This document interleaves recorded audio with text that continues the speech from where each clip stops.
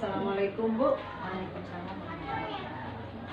Maaf Bu mengganggu waktu Ibu sebentar. Bu, saya dari CGP Angkatan 8 mendapat tugas untuk memenuhi tugas modul 3.1 untuk mewawancari kepala sekolah sendiri. Bersedia Ibu saya wawancara?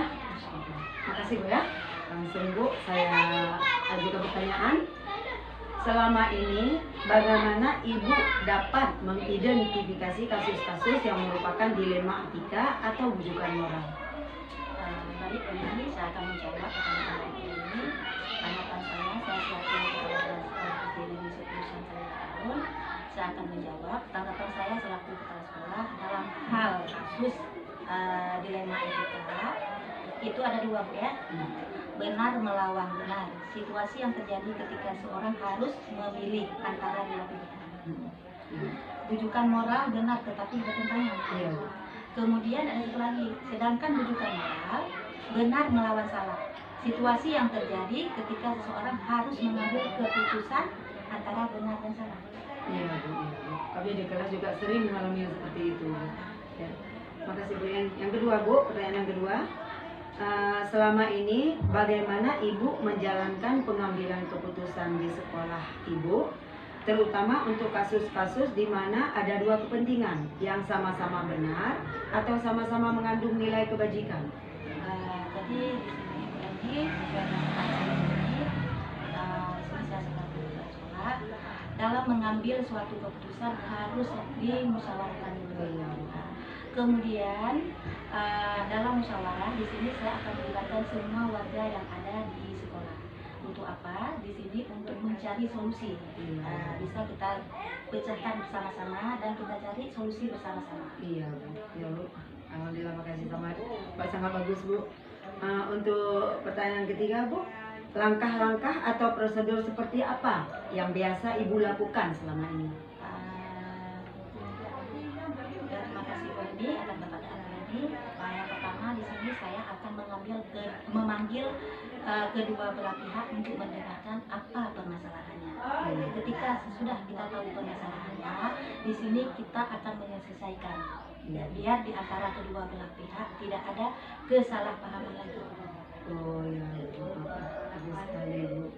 Ada pertanyaan selanjutnya. Hal-hal apa saja yang selama ini Ibu anggap efektif dalam pengambilan keputusan pada kasus-kasus dilema etika? Jadi di sini yang saya ambil keputusannya yaitu yang pertama, yang saya lakukan yaitu melakukan dialog kedua belah pihak yang sedang bermasalah. Dan di sini saya akan mencari solusi tentang permasalahan tersebut.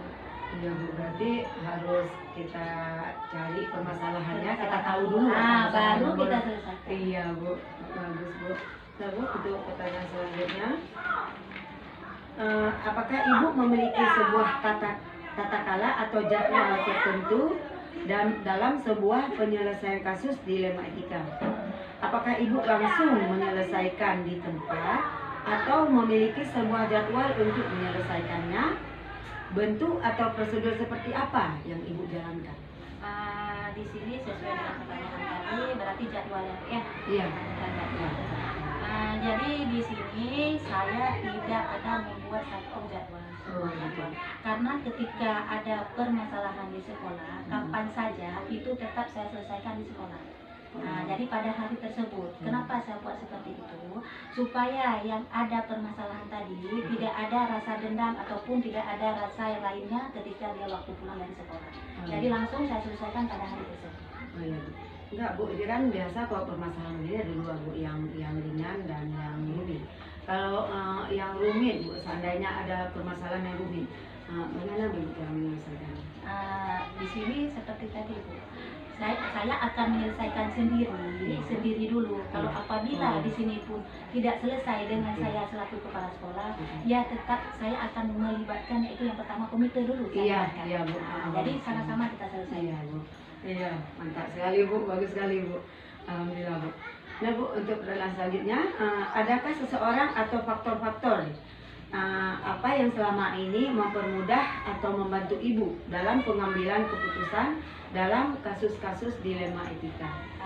Di sini Bu, sesuai dengan pertanyaan Bu ini, dalam mengambil suatu keputusan dalam kasus dilema etika yang saya lakukan di sekolah, yaitu setiap ada permasalahan di sekolah, yaitu saya libatkan semua warga yang ada di sekolah.